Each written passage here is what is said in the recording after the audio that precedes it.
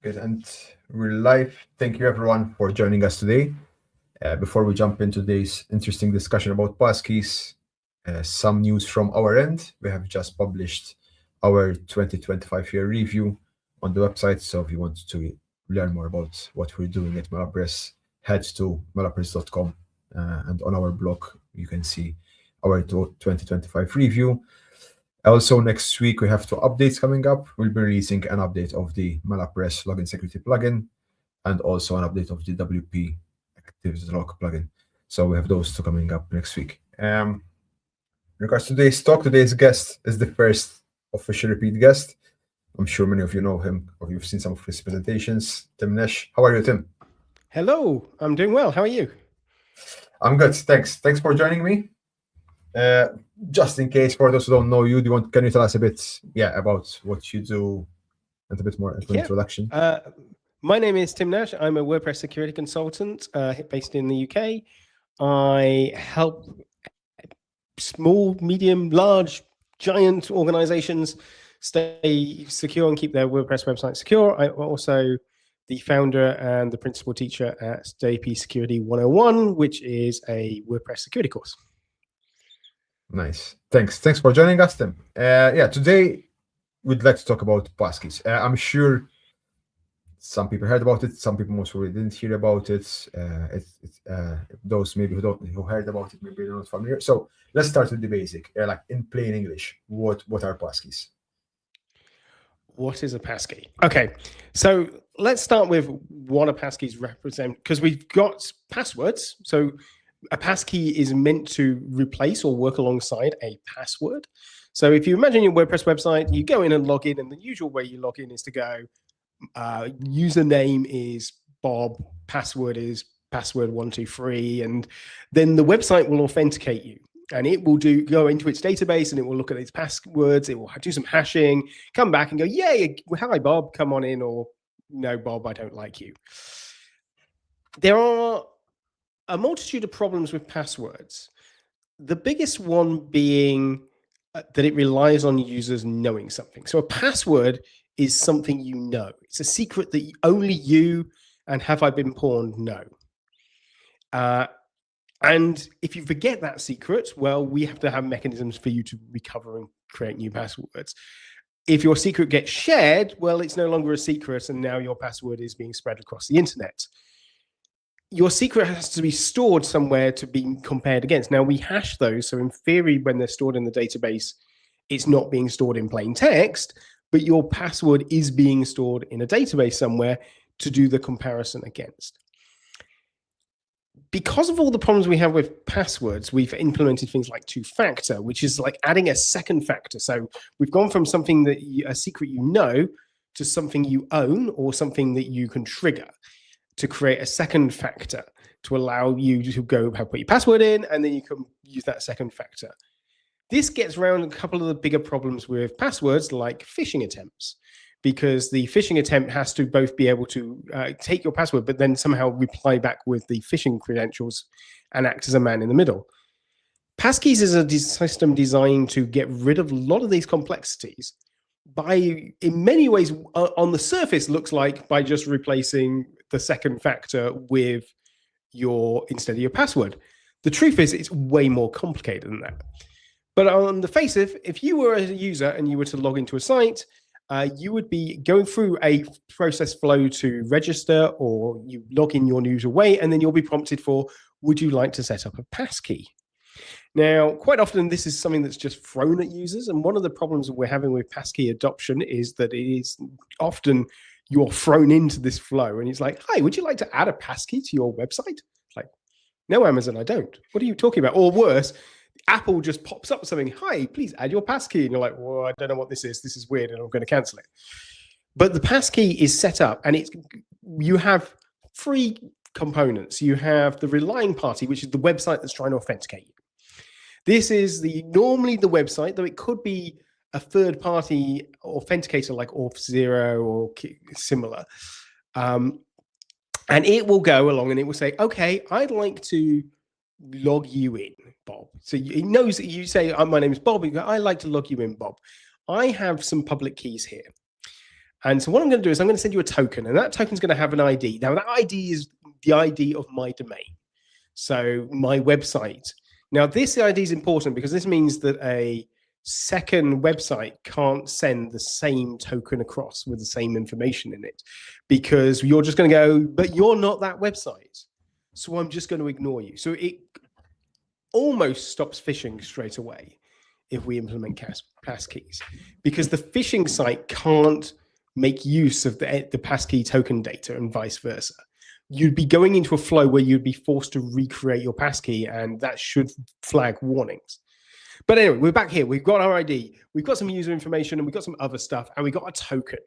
And then we pass that to the client. Now, it's important to understand the client's not you. The client is your browser. Normally, it could be agentic agents or whatever, but it's the thing that's asking to come onto the website. But you might have multiple clients. But this client and the website at the moment have this one-to-one relationship. This token that's being passed across is the token that is going to be associated with that client at this moment. The client then goes, well, I would like to, I'm going to authenticate this for you, and I'm going to talk to my authenticator. Now, the authenticator might be something that's on device. It might be something in the cloud. It might be Windows Hello. It might be Bitwarden. It might be 1Password. It might be Google. But that generates a ID and a public and private key. So this is sounding complicated, yeah?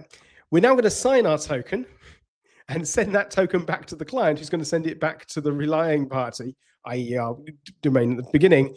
And then we do this shuffle a couple more times, and eventually it lets us in. Ultimately, though, that sounds really complicated, but it is just public key cryptography. And public key cryptography is used by you every single day, because it's the same thing that powers SSL certificates or your SSH connections. It's pretty much the same thing under the hood. We've just added an extra layer. There's a FIDO2 standard and the WebAuthn standard for basically implementing almost a UI to this public key cryptography that's hiding around underneath. That was in plain English. The complicated version is even worse. We'll get to that. Quick question. You mentioned, so when you're trying to authenticate, the website in question sends you its public key with its unique ID, so then you can use it to create your. Now, it's a public key with a unique ID, and you said it cannot be copied. I mean, can someone just get the public key with the public ID, with the ID, and spoof it as well? No, or use this, yeah. So the public and private key are held by the client and the authenticator. The public key that's passed backwards and forwards is the public key of that client, but it's also that public and private keys generated for that one token password throws. So it only exists for that time. And the next time you visit the website, the relying party will pass you back your public key for this interaction with this token for this session. Now you could, this is where it gets really a bit more complicated, because this sounds brilliant, but the client and the authenticator, each client has to be authenticated. So if I'm on my phone and I'm on my laptop, these both will have separate clients. Each browser on my laptop is a different client. These each need to be authenticated through a passkey. Now we have effectively three options. We have device device passkeys, which are physical hardware tokens, and so the authenticator and the private key is stored on that physical hardware, and I tap it on the back of my phone or I plug it in. YubiKeys and similar are a good example of this. We have an on-device passkeys where the authenticator is on that singular device and the private key never leaves that device. But the downside to that is, if I lose this device, I no longer can log into anything. And this is very similar to when we had the Google Authenticator for years only worked on one device that you had set up. So if you were using two-factor authentication, you were using Google Authenticator, which the vast majority of people were, and then you lost your phone, you were screwed out of your site. Similar here, if you have a passkey that is device authenticated via device only, you're in that same position.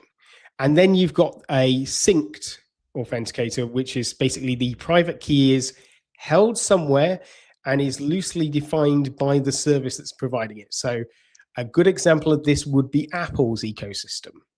So when you use Apple, what you're really to do for your passkey, so whenever you're on an iPhone and it pops up saying, do you want to use your passkey, or on your Mac and do you want to use your passkey, really that is being stored in iCloud in servers far, far away. And it's being synced between your devices, which means that your login on your Safari on your laptop would work as well as your login on Safari on your iPhone.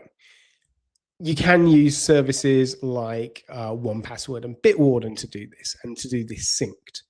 Now, the downside to synced password systems is someone gets into your synced system, into that little ecosystem and breaks in. Now they have keys to the castle across the board, and you also really almost no way of tracking it, because your 1Passwords and your Bitwarden's actually probably a bit of a bad example, because you've got things like Vaultwarden as the open source version, which does have quite good logging.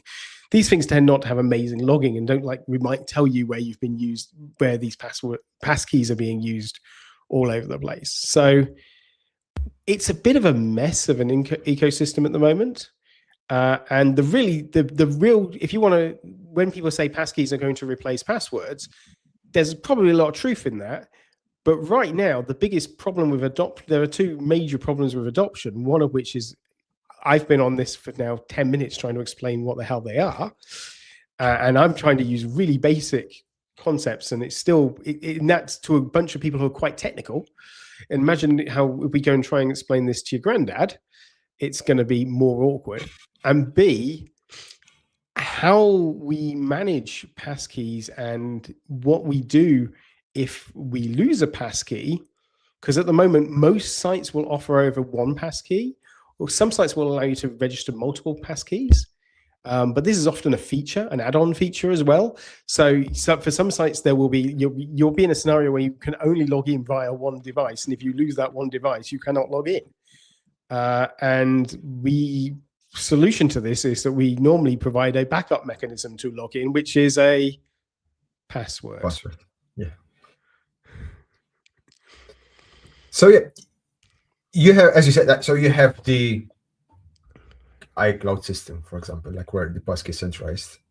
But if you don't have that one, if you have multiple devices, I have my mobile, I have my laptop, I have my tablet, and I'm accessing a website, does that mean I can have multiple different passkeys for the same website?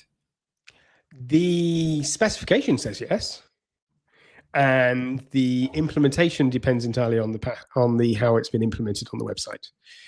There's nothing to stop that happening.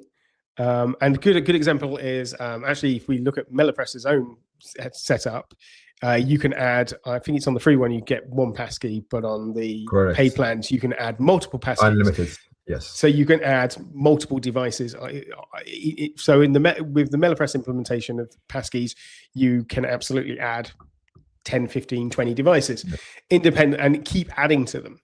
And behind the scenes, passkeys are smart about this.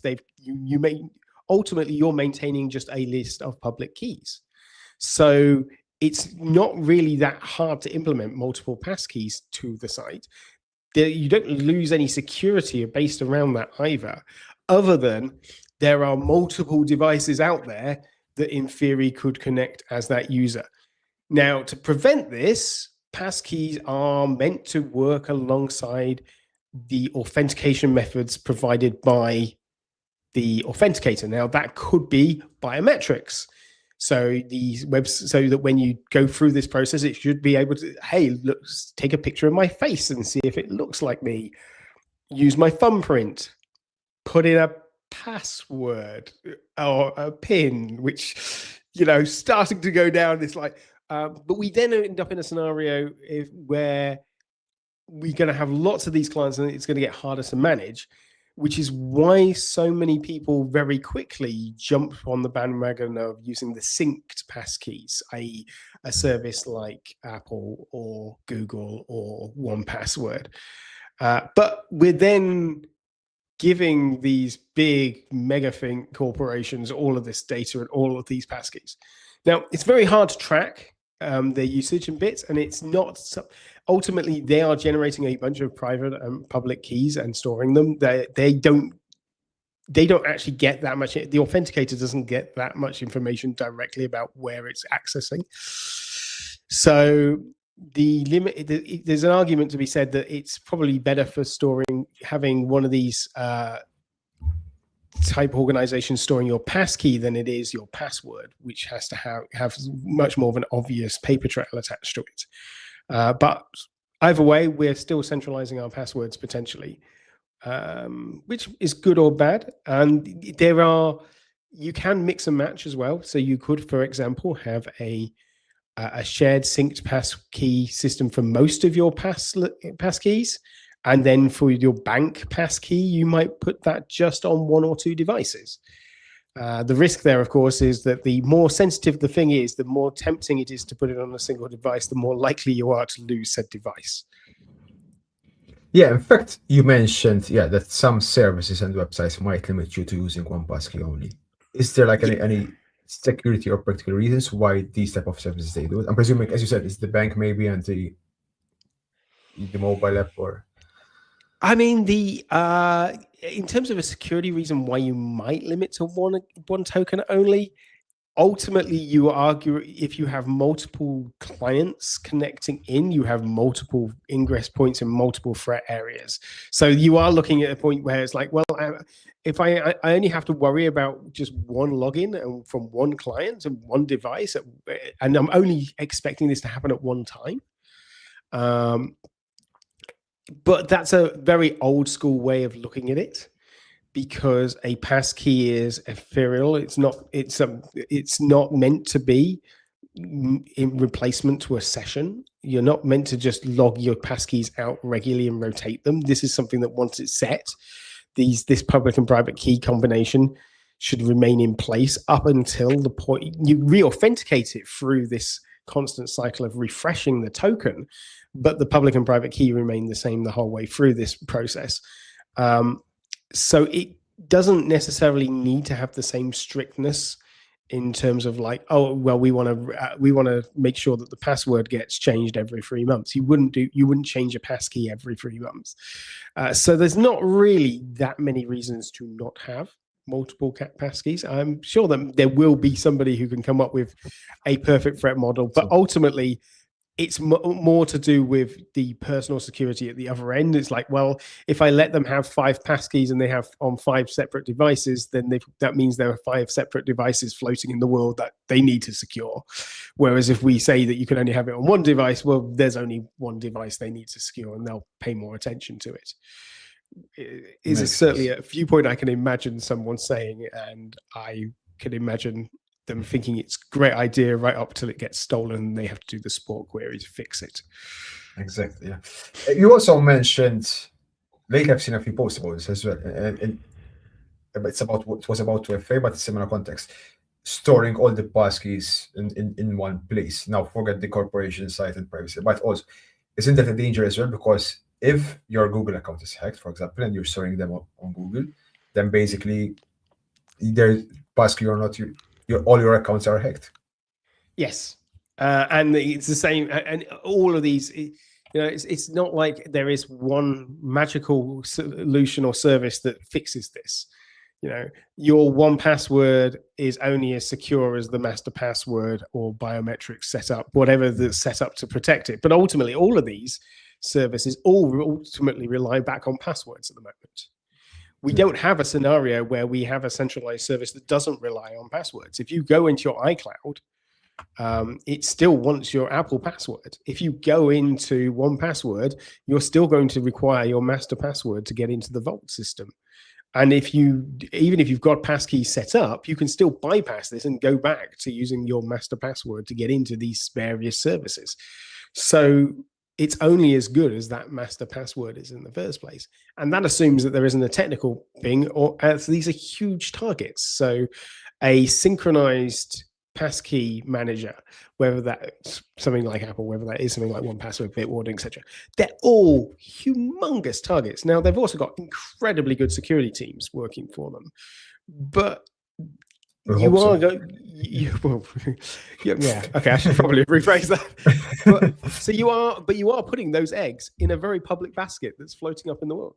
Now, there are some ways around this. You can use stuff like I mentioned Bitwarden before, and Bitwarden has an open source server implementation called VaultWarden, but that requires quite a lot of technical setup. And now you're having to manage your own password infrastructure.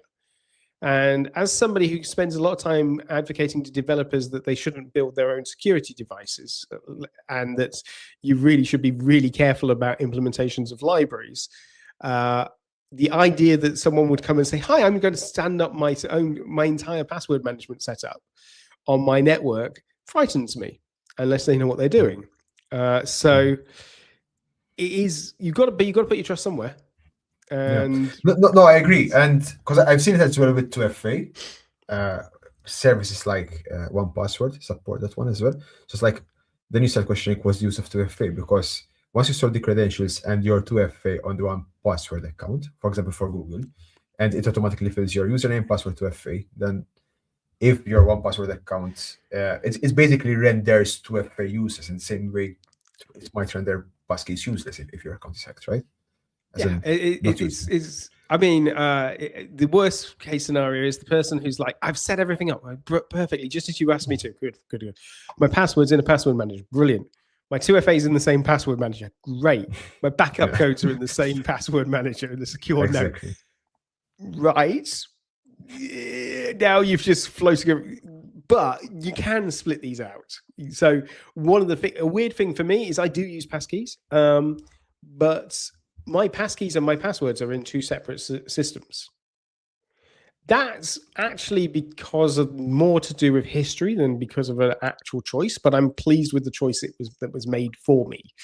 At the time, because I'm a Bitwarden user, my Bitwarden didn't support passkeys when I started looking at putting passkeys on sites. And consequently, I'm using one solution for passkeys and one solution for passwords. But that's good because that also, in the similar line, my master password for my Bitwarden isn't obviously stored in Bitwarden. It's stored in a separate password manager, which is a much more simpler password manager that is then that I can take offline, which means I can store my master password in a couple of places that keep it for the day that I inevitably do lose some sort of device and lose my way in. It's about getting the balance right, though, and about getting the whole idea. I know when we started this, I gave this big explanation as to how passkeys work. The thing is, from an end user's perspective, they're magic and they just work 90% of the time until they fail. But normally, they just work and they look and appear simple. The transparent process at the top looks really simple, and then the opaque stuff underneath, all the handshakes and bits aren't seen by end users at all. The complexity isn't there, and when you're using something, when you're using a third-party service to set this up, or whether you're using something like a plugin, and you're not doing the development for having to do all the handshakes and things, it just works. And when that happens, it feels like a much smoother experience for users. And that's one of the things we want to do, because living in a world where we need to make passwords more complicated, we need to either rotate them more quickly, or we need to make them significantly more longer and keep them being unique. And with all the threats that we're having at the moment with passwords and all the chances of getting phishing attacks and similar, we need to find some other solution, but we need to bring users with us. And the big thing we've learned from two-factor is it's really difficult to get users to come with us on things like two-factor authentication. Anything that they think makes their lives harder and puts resistance into the chain, they're going to say no to. So we want to work on ways to make this process flow as simple as possible from their perspective. And it does mean that ultimately it does look a little bit like please sign in with Google, please sign in with Apple. Which means that for a lot of people, the way you're going to get passkeys is actually through single sign-on. because when you start looking at that process, you're going, oh, actually, maybe I can implement single sign-on instead of implementing passkeys, because the single sign-on provider will provide the passkey experience themselves. So there is, most people, I think, first implementation of passkeys is actually going to be when they're going through their single sign-on flows.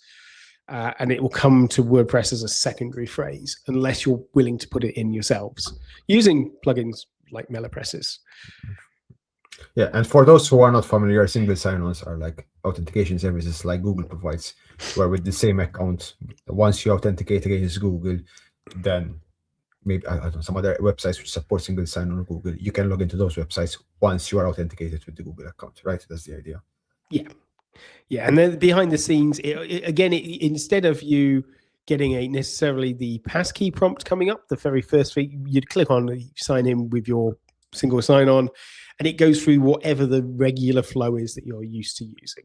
So if it's Google, it will come up with a Google screen that says, please authenticate to this site. And it looks like an OAuth screen or any of the normal login processes for Google. And it will just say, you're going to log into example.com. Is that sure what you want to do? Yes. And then the Google will then tell the website, hey, this is Tim. Tim comes with these permissions and grants. Let him be on your site. And the site goes, great. Welcome, Tim. Oh, I have a user for you already. Here you go. You're logged in and authenticated as Tim. Or, oh, I don't have a user for you, but Google tells me that you're an administrator with full access to the site. So I've made you an administrator with full access to the site. Here's your grants and give you the information back. It's a different approach, but that flow feels so natural to people because it's the normal flow that they're used to. And that's a similar thing you want to capture with a UX for passkeys, is to make it something that is so recognizable and so simple that they go, oh, I know how to do this. And it doesn't matter what site I'm on, I know how this flow works. And that is something that is good about passkeys, is that once you've chosen your passkey route, the UI is defined by the client and authenticator, not by the website. And consequently, the process looks the same and acts the same all the way through. Do you think the process of implementing passkeys is kind of at the moment hindering the mass use of passkeys? Because I look at myself. I mean, if you are, as you said, the average user and you just click yes, yes, yes whenever you prompt it, most probably it will work. However, if you want to have some sort of control, okay, I want to install the passkeys here, I want to do these things, I think it's still too much for even for a technical user, because as you said, you have to prepare the setup. Like, do you see like a way how the industry can make this just a bit easier for the average user? There's a couple of things that, because of the way that it's all implemented, it is still a bunch of diverse and separate companies, organizations, each with their own separate implementation of how it all works. Some of which who have great, they want to keep you trapped in their ecosystem. Apple does not want to make it easy for you to get to use somebody else other than Apple for passkeys.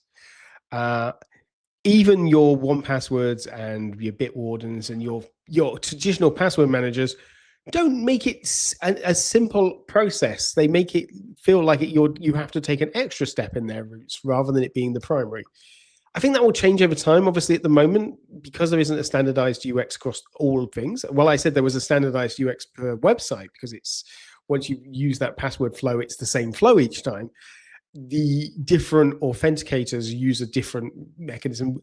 Over time, they will coalesce into a simpler design patterns because that's how we see it. We know from technology that over time we end up coalescing back down to these one or two design patterns for these types of flows. So I expect that will happen over the next couple of years, that we will see that. At the moment, a really good example for me is that every time I want to store my passkey somewhere else, I have to remember to go to the dropdown and tick the correct location. And that is really irritating. But that is an irritate of the authenticator that I'm using. That's not necessarily a design flaw in the standard. if you could argue that the problem is that the standard doesn't have a design UX attached to it at all. And I don't believe WebAuthn or FIDO2, which are the two sort of like the top layer and the middle layer in these standards, actually say anything about the UX. I think it's just go for it. Yeah, and I think that's the problem, because as you said, if you're using Apple, if you're using Google Chrome, if you're using Microsoft, they all have very different. I mean, some concepts are the same, but one says store it here, the other one says store it here. So it can be a bit overwhelming to the user. And then the next time you're trying to log in, like, oh, you have the passkey maybe from a different device. You're at your friend's house, like, oh, what can I do? So yeah. That is also going back to this idea that we can have like multiple devices. That does also mean we can have multiple flows. So if you've got like a, I don't know, Google Chromebook, and you log in through Google system on your Chromebook, but your personal iPhone is using Apple's, those look remarkably different. The biometrics and what they're after is remarkably different. And the number of hoops you have to jump through can be different. Now, the website itself, the relying party, can sort of specify, hey, I'd like you to always use an enhanced level. I want you to always check for biometrics every time we talk. Or, I'll leave it to your discretion to decide if you can do that, how many times you should be checking these things. But the actual authenticators also have very different levels of paranoia and security attached to them, or at least it feels like that as an end user. Interesting. So that brings me to the next question, because we've been said the hardware of the computer is used. Do you need any specific hardware to generate passkeys? I mean, I'm presuming most modern devices, they're fine, but like, are there any limitations? As far as I know, so if you're doing a physical device, we're using something like a YubiKey, you obviously need the device. The individual authenticators, there will be certain authenticators that you cannot use in certain scenarios. I don't think, for example, that you can use Apple's iCloud authenticator in a Windows system, because it requires the biometric side of things, which is only available in Apple devices, and the way that it stores the SSH key, the place it stores the private and public key, is stored on the devices themselves, and so that wouldn't work in the same way for a Windows device. Windows Hello doesn't work on Apple devices, for example. To use Windows Hello, I think you need a TPM chip in your computer, so that limits you to newer hardware that's in the last X number. I don't know how long TPM chips have been around. A fair old while. I think if you're running Windows 11, I believe you can absolutely use Hello. If you're running Windows 10, I think you've probably been prompted to stop running it by now, because I think it died its death a year or so ago. Linux systems, again, they have a harder time getting some of these stuff to work, and you'll find that Linux geeks do tend to sit there going, well, what about us? What about us?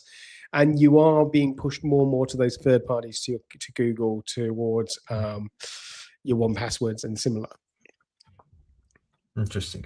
So with all these complexities, do you see it being practical for WordPress agencies who have, I don't know, 100 clients, 100 websites, using some sort of like passkey setup where, for example, the agency have passkeys to access the client websites, the clients, at least the admin accounts, have do you see it like manageable? Is it possible to manage, like, or at least such a, I wouldn't say big, but yeah, medium size environment?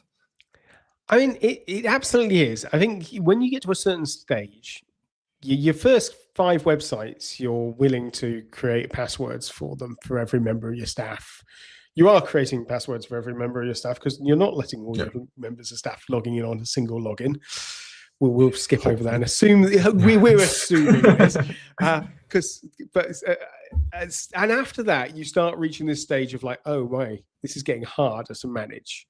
Because if Joe leaves the company, we need to wipe off Joe's accounts in multiple places. We need to make sure that Joe's changing their passwords when Joe's password got compromised in multiple places. We're needing to manage this across our fleet.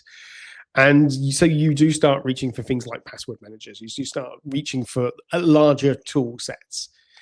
Passkeys can actively work really well because rotating and basically stopping passkeys is as simple as going, well, I'm just destroying the private key.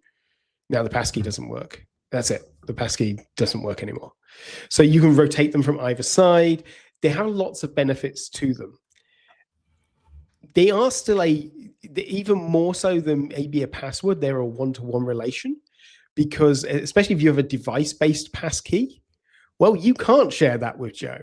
So you can't have a shared login unless you're sharing the computer, which that's a nice thing. That's a nice safeguard.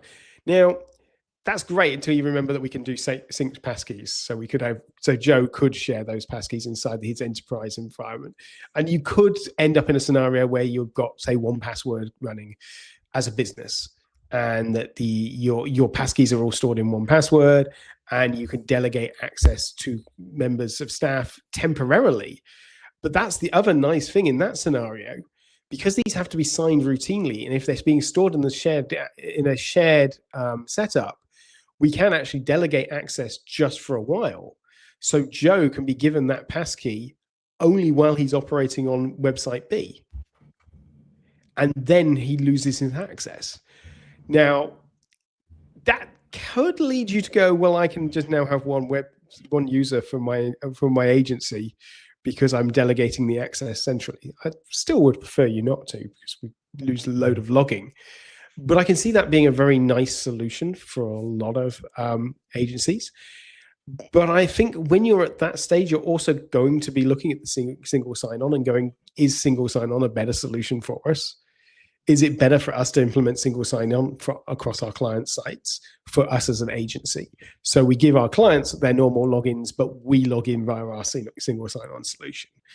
And both bring their own sets of complexity, but actually passkeys are simpler to implement on the per site basis, I think, than implementing a full single sign-on solution in most cases. Yes. And of course, as you mentioned, especially if the passkey doesn't require specific biometrics and is stored on a device, or if that device or the laptop is stolen, then of course you can easily delete the key from the... I mean, you really do want to sync. In that scenario, you would be looking at trying to make sure that they were synced passkeys via something like 1Password, your centralized password passkey management solution. Now, you probably are using a passkey to access that vault in the first place, to pass it on to act as the relay. That's cool. That works out neatly as well. But then the only time to do that, and where it only comes into its own really if you are then managing delegation properly. Because as I say, the beautiful thing about this is that you can give somebody temporary access to a passkey, and even if they've got the key afterwards, if they don't have a mechanism to generate the tokens, doesn't matter. And the private key is always stored on the authenticator, not on the client. So even though they are the temporary client, the authenticator can go, well, your client's no longer accepted, so I'm not going to sign that token for you, which makes this a nice solution. Okay. And all of this, of course, the passkeys mainly are to replace passwords. That's correct, or do they offer some other benefits on top of replacing passwords? And passwords, as you said, we're talking about. There are multiple problems. There's the end user problem, not using passwords, maybe not proper password hygiene, and you also have passwords stored in databases on the website. So is that passkeys the only thing they replace? I mean, so passkeys were always brought up as the password replacement. There have been attempts to redefine them as other things, but it always seems to come back to the same argument that they're there to try and replace a password. But that is the WebAuthn level of passkeys. Underneath that is a whole wider specification. We talk about these two specifications and one sitting on top of the other. The FIDO2 specification for device management is exactly that. It's talking about a wider device management across the board. And and that specification is designed to be flexible enough to get its tentacles in all sorts of places, wherever you might need authentication or want authentication, and flows that are simpler to use. A good example is passkeys being used inside things like SSH where processes, being used alongside things like VPN credentials for connections, things like Tailscale being experimenting with passkeys and bits like that as well. Whether or not these will succeed is partly down to how the adoption is for just using them to replace passwords themselves. Now, at the moment, passkeys are not getting adopted widely. It's something that's gaining momentum, but just isn't being, there isn't enough information about it. It's interesting that if you go and Google passkeys and you get these big informational sheets coming back, and you go and look for YouTube videos on passkeys, and everybody is there going, I'm going to take a deep breath and explain this to you, and it's going to take forever. And at no point do you get the sense that anybody is thinking this is going to be an easy sell. And this is, and because we're still at that stage, trying to sell any other benefits is pointless, because we're still trying to sell its primary benefit, which is supposedly that it's easier to use, which it is. It's just not easy to implement. If you know how to use them, no? As in, like, and if we can convince users to actually stay and read the prompt and not click yes, yes, yes. Oh my God, what was that? No, which is currently the scenario. Yes, yes, yes, no. We need to get them to, if they're going to just hit yes, yes, yes, can they at least fill the flow through so we can get them to use them the first time? Once you're using them a couple of times, it starts, oh, actually, this might be useful. But with so many choices, with so much terminology around it as well, and terminology that doesn't match through, you know, we have, while the standard has a pretty defined terms for all of these party bits, you know, the relying party, well, what's that? Oh, it's a website. Oh, that's what that is. You know, but it doesn't sound like it. It sounds like that's some sort of weird group that's going around.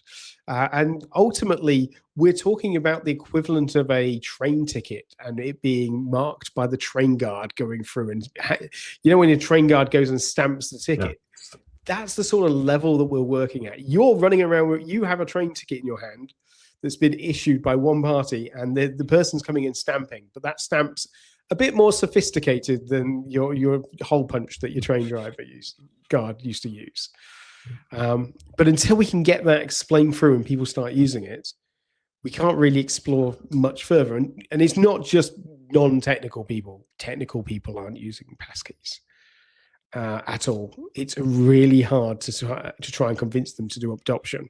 And one of the reasons it's really hard for technical people to adopt it is because they want it to do something else. Because they don't want to use necessarily Apple's implementation, which is really simple and nice and easy to use, because they want to have more control, which is understandable.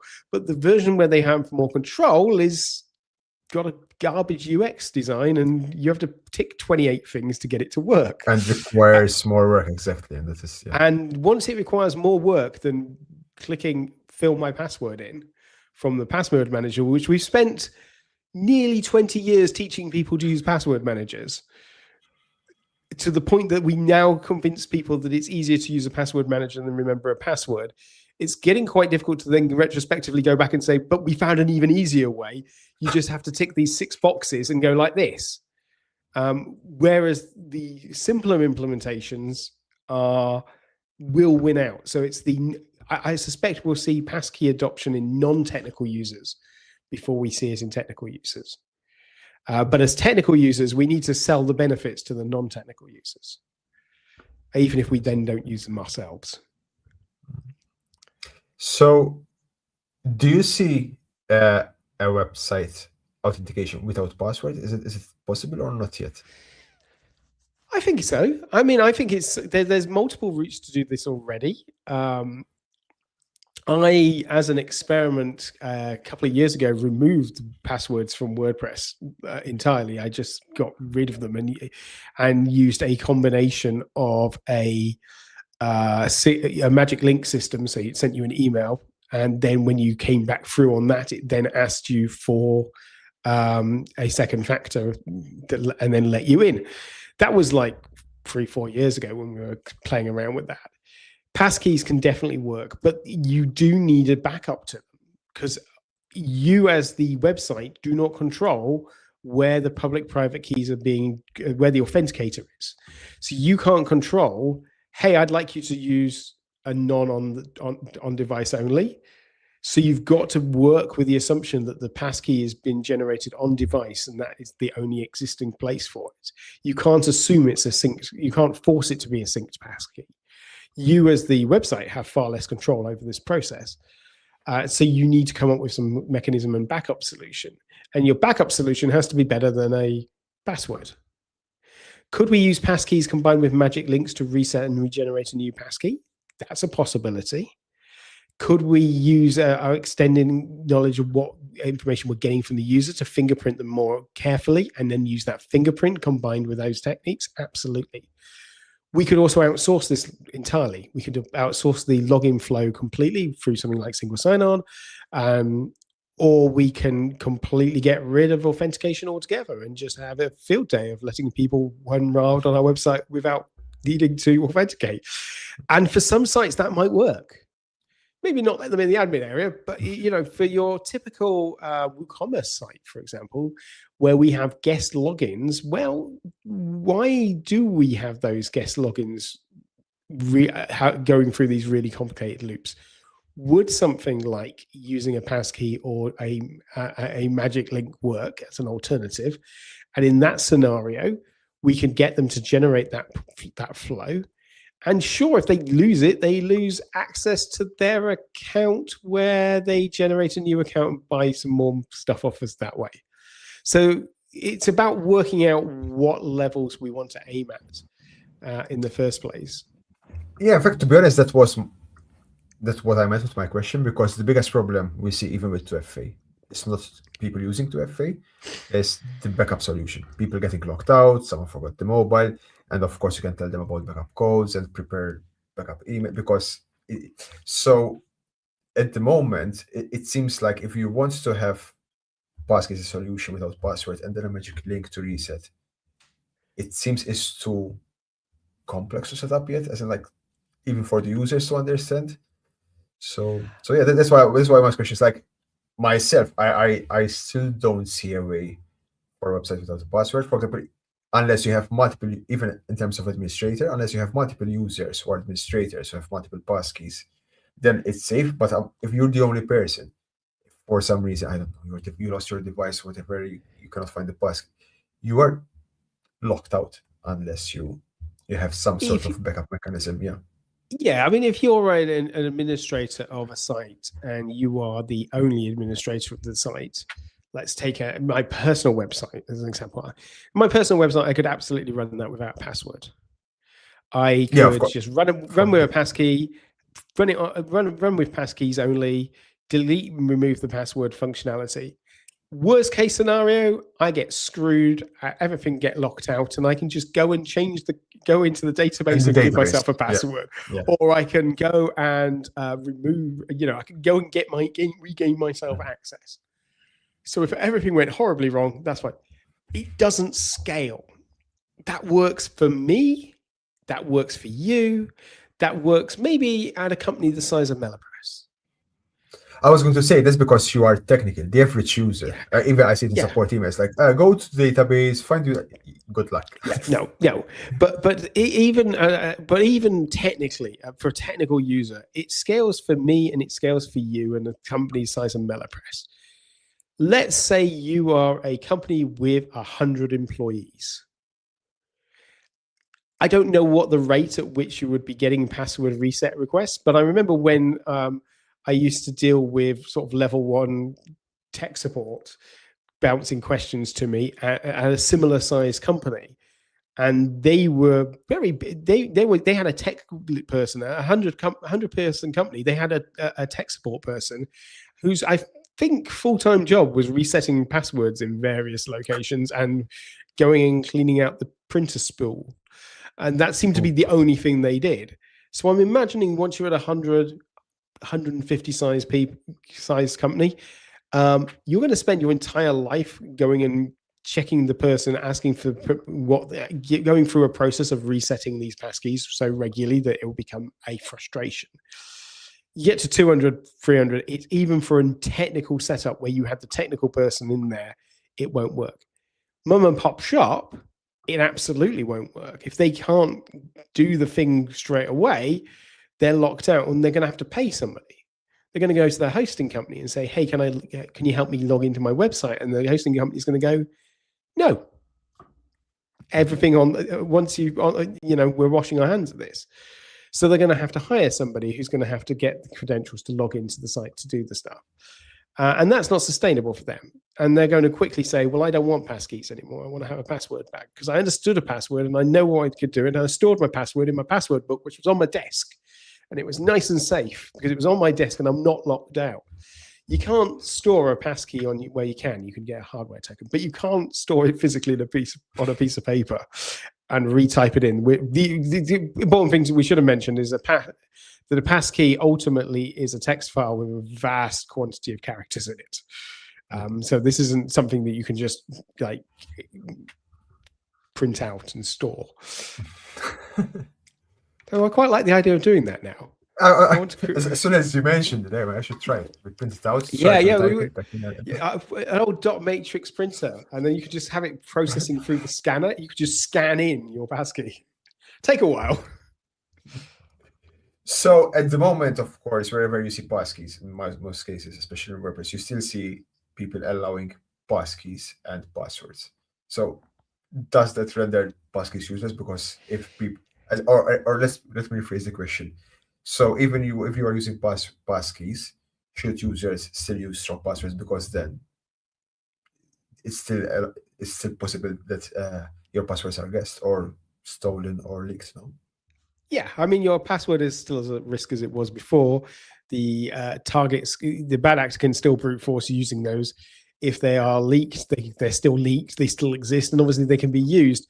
Worst case is that you're probably not going to be thinking about those passwords. So when you use the same password on 20 sites, which you absolutely shouldn't have done, but you did anyway because you're a human being and that's what human beings do. But you've then put passkeys on 10 of those sites. So now you've forgotten that you actually had a password on 10 of those sites. And then you find out that your password is in a database somewhere, and you go and change it on the 10 sites that you know you have to change it on because you use them, but you leave it on the other 10. The bad actor just gets in that way. Your password is still just as important. Likewise, phishing attacks. One of the major benefits for passkeys is to stop phishing attacks.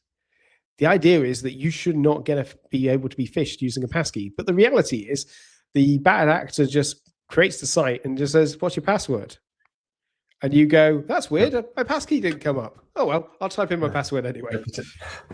Completely. So until we're in a position where it's unusual for passkeys to not be showing up, phishing attacks still will succeed quite successfully. So we must keep maintaining. And that does mean that if you're having a password, you do need two-factor attached to it. This leads us into a really awkward situation where for the foreseeable future, we're going to have passkeys. Yay, they work brilliantly. Password, yay. I know how this works. And I need my two-factor. So all the pain that we're saying we're getting rid of, you still have to have. You just don't get to see it as often as you want to. And the temptation then is going to be, well, I'm going to merge these together. And I'm going to merge my passkeys with my password into my single point of failure. And then that gets compromised and you're screwed. Interesting. So passkeys won't replace, even if it's passkeys authentication only, if you drop passwords, is it still recommended to use 2FA as well? Or passkeys enough, are strong enough? So passkeys are meant to be strong enough because if you think about what 2FA is, so 2FA came up with the idea of, password is something that you know, it's a secret. And 2FA, the other factor is something you own normally. Not always, but something you own, whether that is You're proving that you own an email address. You're proving you own the phone. You're proving you're owning the text message endpoint. You're proving the authentication through something that you own, you manage. Passkeys sort of live in that second category already. The authenticator is actually doing the proving who you are part, the secret side of it, albeit that your secret is your face or your thumbprint, which isn't that secret if you start thinking about it. But so we've already got that secondary factor.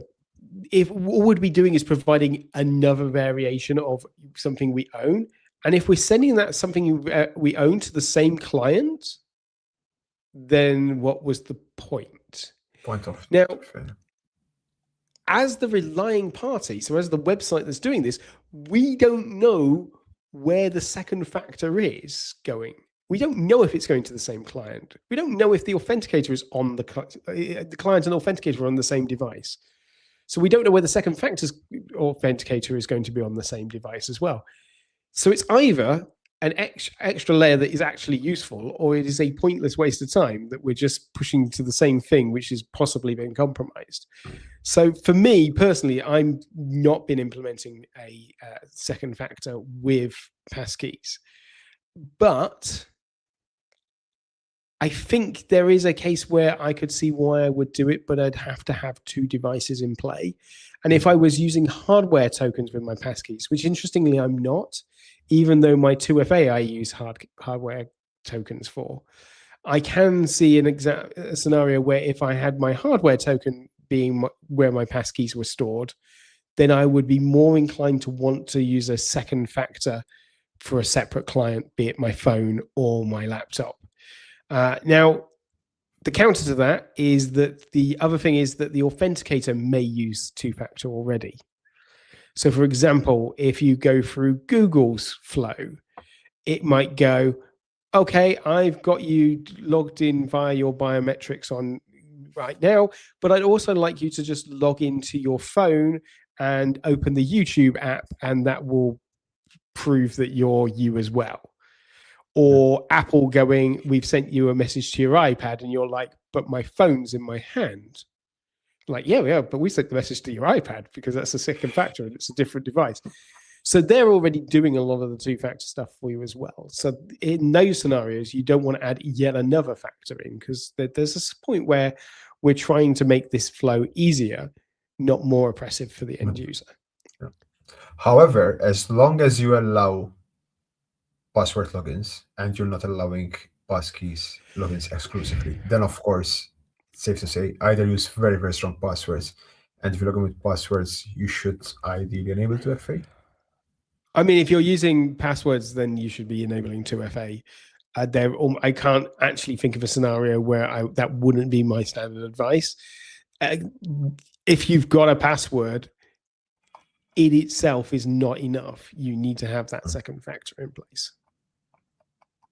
Good. Okay, so for anyone who says, no, trying to sell Passkeys, for let's say a lot of website owners will tell you, oh, passwords work fine, why should I change? What's your honest answer in favor of Passkeys? What's my honest answer in favor of Passkeys? You ultimately, your client, ultimately the end user is going to start expecting it. If you take somebody like Amazon, they are starting to push Passkeys heavily. Your solutions like Apple, all of the big vendors are pushing towards Passkeys, and it will start feeling weird to not be implementing Passkeys. So you better be better off implementing it now and getting ahead of that curve. The other reason is that if you run a business and you presumably have employees, you want to be running Passkeys because you want to take advantage of that anti-phishing techniques. You want to be able to have that reliability in there. And ultimately, Passkeys does give you finer grain control overall, so you can delegate access in a more fine grained ways. It is ultimately more secure, but you need to, and it's designed to be secure. Passwords weren't really designed with any level of security as a protocol because there isn't one. It's just you hand over some secret information, and you hope that it's stored correctly.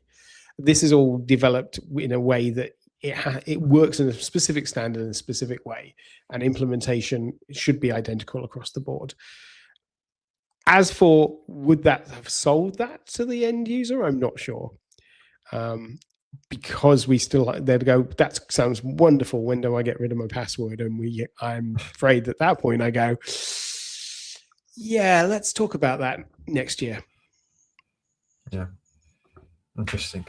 So, yeah, a lot of information, of course. Like, what should the average WordPress website owner do within the next 24 hours to get started with Passkeys? Like, do you recommend any resources to read, places from where to learn about Passkeys? How can you get your hands dirty with Passkeys? Yeah, so there are some really good resources. One of the ones I would like to point out is that if you're looking for a mid-level explanation as to what Passkeys are like, there is a YouTube channel called Computerphile, which is goes through all sorts of various bits and pieces, and they about a month ago, I think, did a video on Passkeys, which I'd recommend. That gives you a very high-level overview, similar to what we've talked about today. Outside of that, Melapress is, if you're doing it on WordPress, you've got a plugin, so you can use Melapress's. It's part of the 2FA plugin, so you can go and play with that today, and you can set up the Passkeys independently of enabling the 2FA aspects as well inside that. Correct. So you can go and play with it right now. Outside of that, there are other WordPress plugins out there that do support WebAuthn. I've not found any that I'm particularly liked in how they've implemented it. And what I would say is go experiment on test sites. I mean, obviously most people are going to work on a test site or a staging site. Don't go run this stuff to production. With the best will in the world, this is something you need to roll out over time. It's worth your time looking at it. If you want to see how it actually just works, chances are you have an Amazon account. Log in, and if you haven't already, you're probably going to be prompted when you log in to upgrade to using a passkey if you're on a device that would automatically support it. So an Apple device, or if you're using Windows and you're using something like Bing as a client, it will automatically pop up, and you can start looking at the flows on something like that. Just remember, once you're enrolling something on a passkey, that you're enrolling something on there. So do keep that in mind. You don't necessarily want to make sure you're not storing things to a device just as a test, and then find out in 6 months' time you can't remember which device you stored it to. Exactly. Yeah, it's also because you mentioned a couple of. Yeah, I know people actually who lost bitcoins on devices. They lost a device where they had stored bitcoins in the wallet. So yeah. Thanks a lot. So, and also it's important to point out, you mentioned a couple of times already, but yeah, like this is not like some WordPress or some hobby stuff. Passkeys, as you said, they are supported and actually backed and being actively developed, and the way they are implemented by big tech companies, Apple, Google, Microsoft, Amazon, and does Facebook have Passkeys, or I'm not sure? Sorry, Facebook? You cut. I do not know if Meta does. Yeah, Meta. I don't know. I'll be honest. I have not logged into a Meta property in quite a while, so I wouldn't know. Nice. Good. Okay, that's it for now. I mean, we have definitely more questions.